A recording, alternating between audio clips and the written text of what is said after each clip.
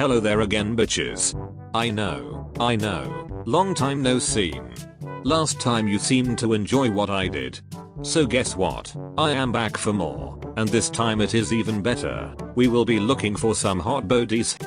Hey man, my art teacher wants me to study human anatomy. Before we begin, make sure to hit that subscribe button, the bell and that like button as well, or else I will be very angry. First things first, open Pinterest and find that juicy photo. I will be searching here for body nudes, but if you are feeling frisky, you can slide in those DMs and get yourself a hot one, if you know what I mean. Yo boy, can I even show this on YouTube? I mean, my eyes have gotten immune to these stuff, but I don't want small children to end up without their teeth. I am feeling like a photo from the back would be nice. I have an unhealthy obsession with the human back. Look at it. It is so beautiful. Look at that curve, those muscles, that spine. There is no way to explain this without looking like a creep, is there? It is not what you think, ya freaking nasty people. Goddamn. Anyways, I really like how the back of this guy looks, so I will be borrowing it for reference. Also make sure to check out the guy who took the photo if you are interested in more things like this. We will start this drawing differently. Of course, we need to make the background dark because it is easier to work with when it comes to tones of light and shadow. Your eyes actually get deceived into thinking a tone is lighter or darker depending on the background. Let me demonstrate. Both these colors are the same color. If you don't believe me, you can color pick them yourself. The approach I like to start most of my works is with silhouette painting. I basically imagine as if the sky is painted with Vanta black. How would that look like? For all of you that don't know what Vanta black is.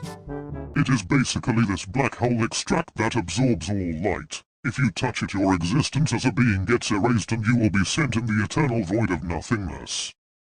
Just kidding. I am so funny.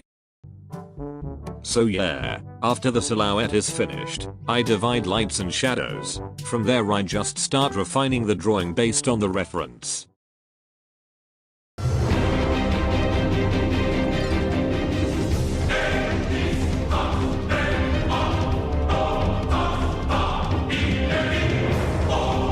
Keep in mind, do not zoom in and get lost in details. The same thing would apply even if you were working in real life. Step back and look at the big picture. You can lose sight of what's important. Just like in life, many of us might get swayed into a certain path. We get so focused on it, we pay all our dedication, love and affection to that one thing.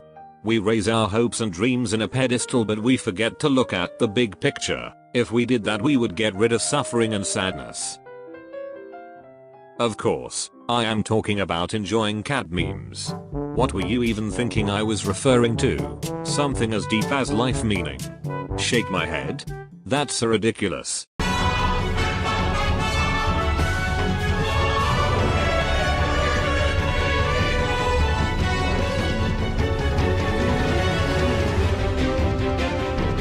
Notice how I try to emphasize different features of the figure by leaving other parts hidden or forgotten. Like the shirt, for example. I thought it would be a better idea to not make that part of the drawing but to leave it there like a smearing. It is the same reason why a woman looks hotter with lingerie than naked.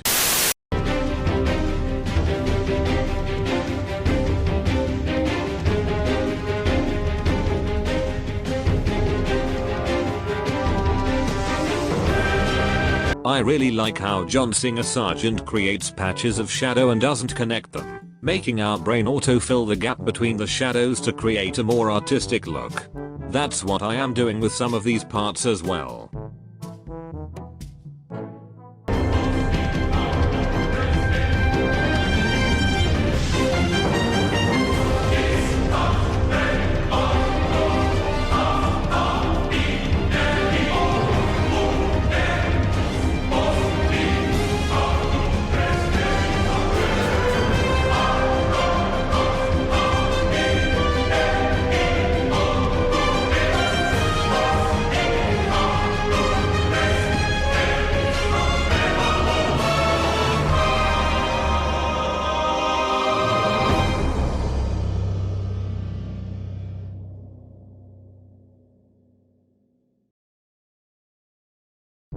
Well, that's it for now.